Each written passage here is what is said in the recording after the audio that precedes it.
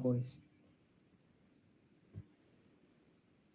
Baik, Assalamualaikum warahmatullahi wabarakatuh. Perkenalkan, nama saya Iza Basila Ahmad Mutohar. Saya dari kelas Pancasila TS 2024B. Di sini saya akan menjelaskan di topik 5 dengan tema Pancasila sebagai paradigma transformatif pembangunan Indonesia di era global. Pertama ada paradigma. Paradigma secara umum dapat diartikan sebagai kerangka pikir atau pola yang mengatur cara pandang seseorang terhadap suatu fenomena. Dalam konteks akademis, paradigma merupakan seperangkat asumsi dan nilai yang mendasari suatu disiplin ilmu. Paradigma berfungsi sebagai dasar bagi penelitian dan pemahaman ilmiah. Paradigma akan mempengaruhi pemikiran, tingkah pola, dan juga sikap seseorang dalam memandang sesuatu. Kemudian muncullah sebuah konsep yang terbentuk dan pada akhirnya dipercaya oleh setiap orang. Paradigma juga berhubungan dengan disiplin intelektual dari suatu cabang pengetahuan. Banyak juga paradigma yang berasal dari fenomena sosial yang memiliki sifat menghakimi suatu kelompok. Fenomena sosial ini adalah kajian yang sifatnya subjektif dan memihak pada suatu pihak tertentu. Fungsi paradigma Pancasila akan dipakai di dalam proses pembangunan nasional demi meningkatkan kualitas masyarakat Indonesia yang dilakukan secara berkelanjutan berdasarkan kemampuan nasional dengan cara memanfaatkan kemajuan iptek dan juga memperhatikan tantangan global. Hal tersebut mengacu pada kepribadian bangsa dan juga nilai-nilai luhur universal untuk bisa mewujudkan kehidupan bangsa yang mandiri, berdaulat, berkeadilan, sejahtera, dan maju dengan kekukuhan moral dan juga etika. Pancasila adalah dasar negara serta falsafah bangsa dan negara Republik Indonesia yang terdiri atas 5 sila. Nama ini terdiri dari 2 kata dari bahasa Sanskerta. Panca berarti 5 dan sila berarti prinsip atau asas. Pancasila merupakan rumusan dan pedoman kehidupan berbangsa dan bernegara bagi seluruh rakyat Indonesia. Saat kita berbicara mengenai pembangunan, mungkin yang pertama terlintas dalam pikiran kita adalah pembangunan yang erat kaitannya dengan suatu proses membangun. Proses membangun tersebut sering diasosiasikan sebagai sebuah usaha untuk membuat sesuatu lebih besar, tinggi, ataupun luas. Sebuah pengertian menjelaskan bahwa pembangunan berarti proses perubahan yang terus diupayakan untuk mencari kemajuan dan perbaikan sesuai dengan tujuan yang dicita-citakan. Intinya, pembangunan sangat erat kaitannya dengan peningkatan dan penambahan kualitas maupun kuantitas. Dalam konteks kenegaraan, kita juga mengenal istilah pembangunan nasional. Dengan pengertian di atas, apabila kita berbicara mengenai pembangunan sosial, ini berarti bahwa suatu usaha yang dilakukan rakyat Indonesia untuk memajukan bangsa dan negara sesuai dengan tujuan nasional yang ada dalam Undang-Undang Dasar 1945. Dalam Pancasila sebagai pedoman pelaksanaannya. Tujuan nasional yang tercantum dalam pembukaan UUD 1945 adalah atau melindungi segenap bangsa Indonesia dan seluruh tumpah darah Indonesia. Yang kedua, memajukan kesejahteraan umum. Yang ketiga, mencerdaskan kehidupan bangsa.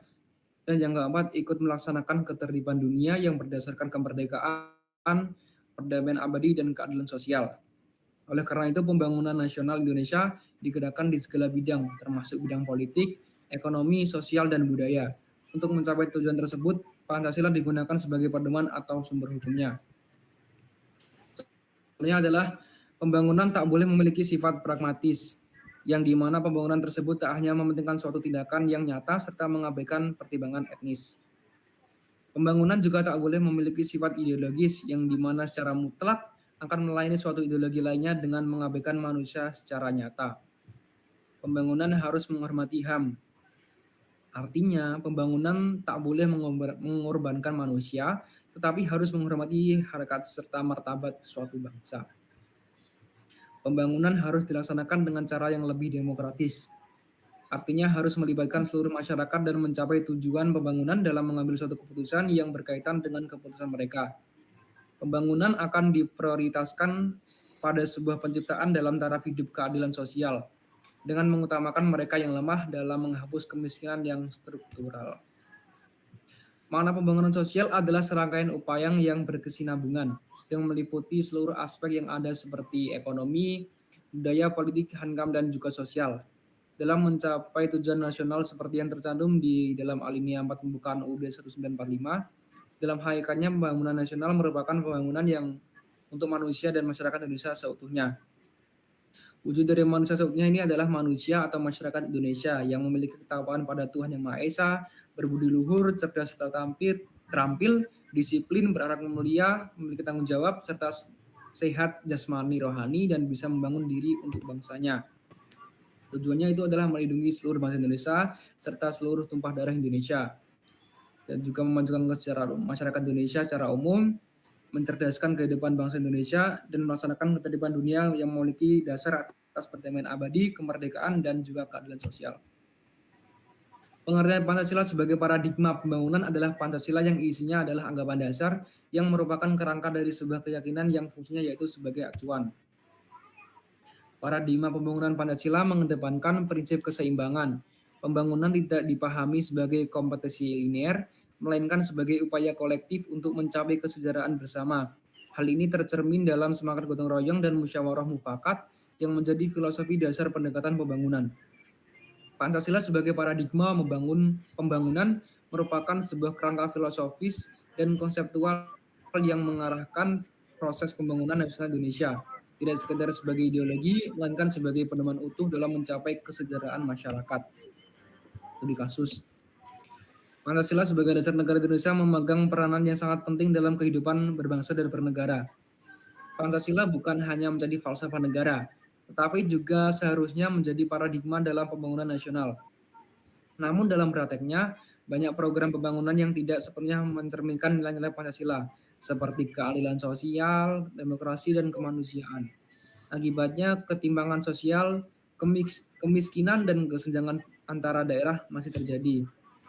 Dalam pembangunan ekonomi, seringkali terdapat kebijakan yang lebih mengutamakan keuntungan jangka pendek, tanpa memperhatikan dampak sosial yang dapat merugikan masyarakat dalam jangka yang panjang. Hal ini menunjukkan bahwa Pancasila belum sepenuhnya diimplementasikan sebagai paradigma dalam pembangunan. Jika permasalahan ini tidak segera mendapatkan solusi, pembangunan di Indonesia dapat semakin timpang dan tidak berkelanjutan. Tanpa paradigma Pancasila yang mendasari kebijakan pembangunan, kita akan terus menghadapi kesenjangan sosial, ketidakadilan dalam distribusi hasil pembangunan, serta kerusakan lingkungan yang merugikan generasi mendatang. Ketimpangan antara wilayah yang maju dan yang tertinggal juga akan semakin memperlebar jurang pemisah antar golongan rakyat, menciptakan ketidakpuasan sosial dan berpotensi mengancam stabilitas sosial dan politik. Solusinya yang pertama adalah meningkatkan pemahaman masyarakat dan pemerintah tentang pentingnya nilai-nilai Pancasila dalam pembangunan melalui pendidikan dan penyuluhan. Yang kedua adalah mengusulkan agar setiap kebijakan pembangunan yang dirancang oleh pemerintah harus memasukkan unsur-unsur nilai Pancasila, seperti keadilan sosial, musyawarah untuk mufakat, dan penghormatan terhadap hak asasi manusia atau HAM. Yang ketiga adalah membentuk sistem pengawasan yang melibatkan masyarakat dan berbagai elemen pemerintah untuk memastikan bahwa pelaksanaan pembangunan sesuai dengan prinsip-prinsip Pancasila. Yang terakhir adalah melibatkan masyarakat dalam proses perencanaan dan pelaksanaan pembangunan, agar kebijakan yang diambil lebih sesuai dengan kebutuhan dan karakteristik masing-masing daerah. Pancasila bukan sekedar teori, melainkan panduan praktis untuk membangun Indonesia yang berkeadilan. Pembangunan sejati adalah pembangunan yang memanusiakan manusia, memberdayakan masyarakat, dan menciptakan kesejahteraan bersama. Intinya pembangunan tidak hanya soal membangun jalan, gedung, atau infrastruktur, tapi juga membangun martabat, kesejahteraan, keadilan bagi seluruh rakyat Indonesia. Oke, sekarang kita masuk ke sesi diskusi. Yang mau bertanya atau berdiskusi, saya persilahkan.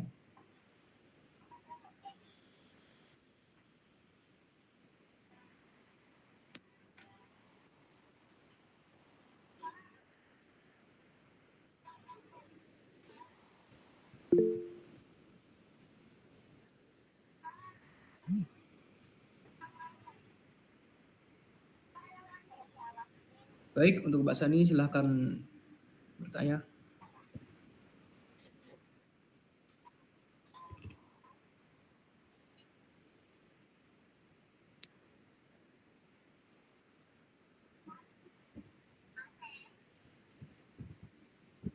Baik, akan saya tampung dulu. Untuk pertanyaan selanjutnya, saya persilahkan.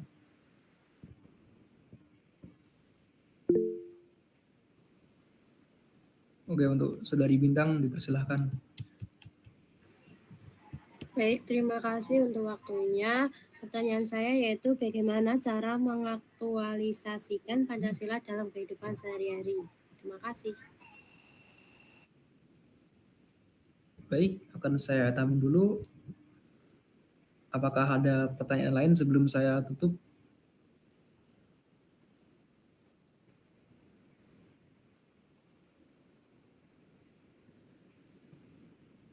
Saya ulangi lagi, apakah ada pertanyaan lain?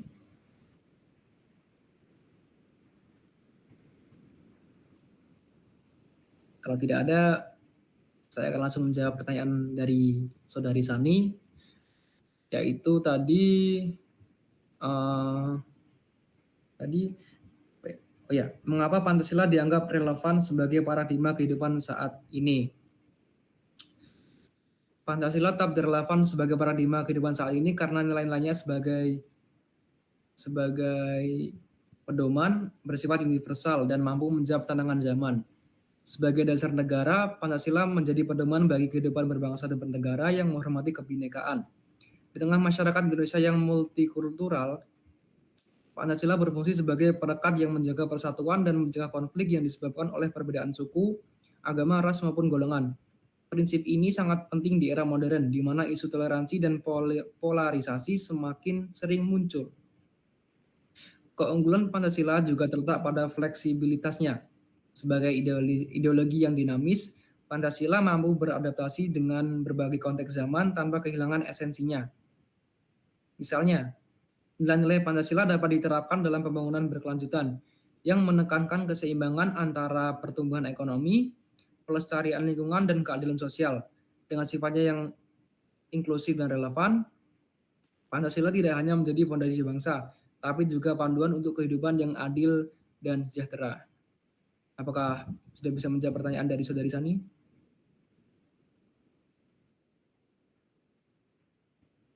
Oke, baik, sama-sama.